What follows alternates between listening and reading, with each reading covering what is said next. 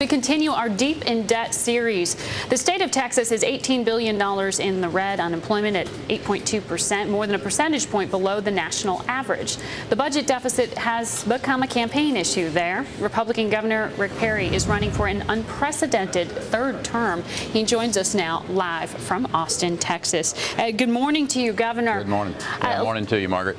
Thanks for joining us. I want to start off on this question of the deficit because it has very much become a campaign issue, and your opponent, the other gubernatorial candidate, Bill White, has raised this as an issue, saying in some ways that you haven't given updates on the state's financial condition, that your record in office because of this deficit existing is one that should rule you out for a third term. How do you respond to that? Margaret, that's just rank political rhetoric. One thing, we don't have deficits in Texas. We've got a balanced budget amendment. There is some discussion that we'll be $10 to $11 billion short of revenues relative to the last session's budget, which was done 2 years ago, back in January of '09 when we went into session. But here's the facts. Well, according to Bloomberg's reporters, just to clarify things here, when I said that number of $18 billion, it's estimated between $18 and $21 billion in terms of a state budget shortfall, according to Bloomberg's report. With all due respect to the Bloomberg reporters, they don't know what the budget is in the state of Texas, and no one does. They're just people guessing at it right now. The comptroller of the state of Texas is who gives the budget estimate. That's not even out until January of 2011, so there's a lot of speculation out there. The Senate Finance Chairman just this last week said it's somewhere between $10 and $11 billion.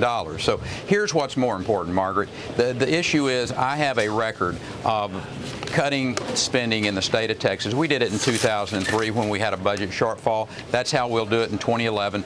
Mr. White, on the other hand, my opponent, hadn't even ruled out taxes. We will balance the budget in the state of Texas, reduce the spending without taxing those job creators. All right.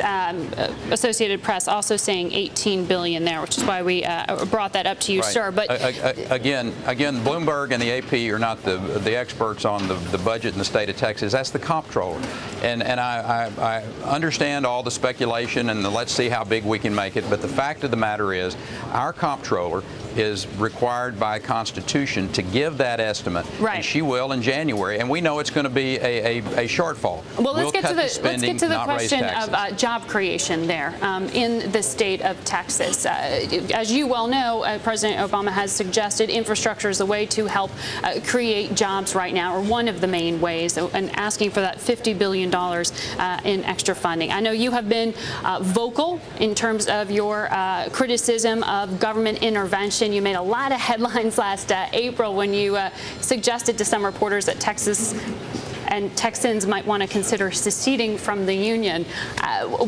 Have you changed your perspective there? Would you like to see that kind of financial help to create jobs?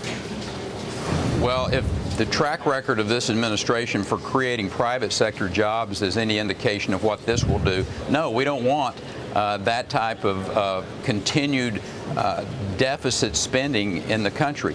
Texas led the nation in the creation of private sector jobs all through the decade of the 2000s.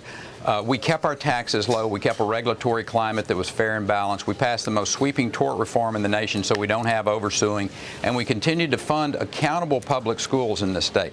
That is the blueprint for good private sector growth. I'll be real honest with you. I'm not interested in public sector growth. I'm not interested in creating government jobs. Obama and Krugman and those people who thinks that the 1930s is the model for the 21st century, I don't agree with that. Let the private sector be where the job growth is created, not out of government. Would you refuse that kind of infrastructure aid? Well, as a matter of fact, we have turned down some dollars that they've tried to blackmail us with our own money, whether it was unemployment insurance or whether this race to the top education money. We don't want Washington, D.C. down here telling us what to do and how to run our state.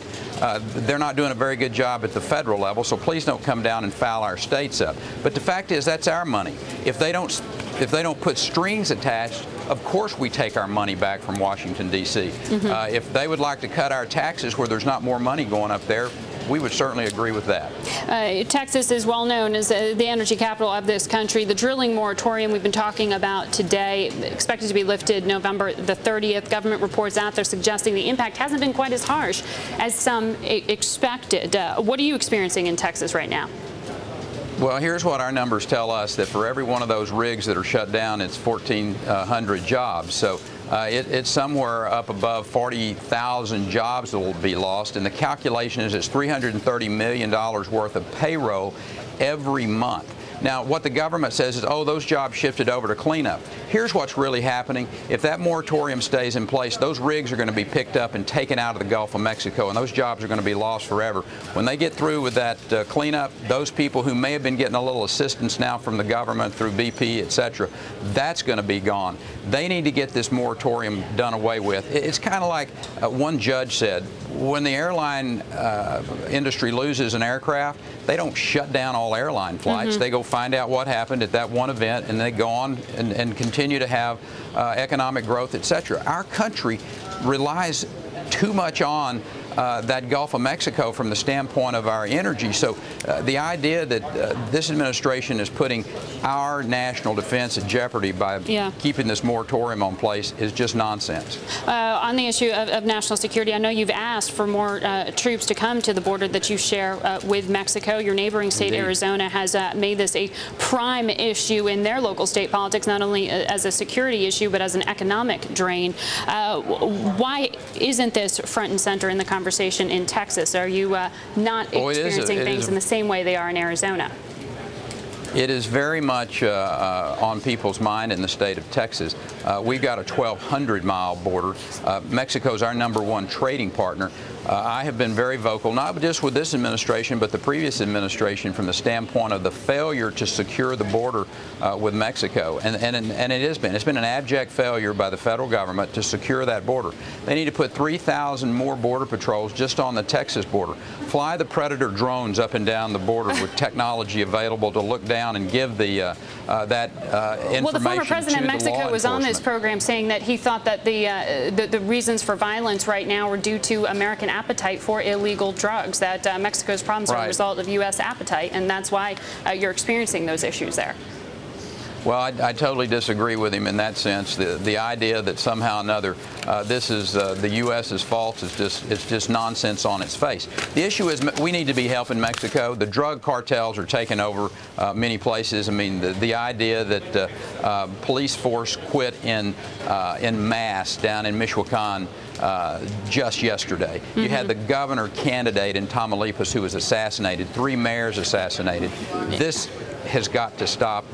The American government needs to assist, not only securing our border, but helping Mexico fight this drug war. Governor, we could continue this, but we've got to leave it there for today.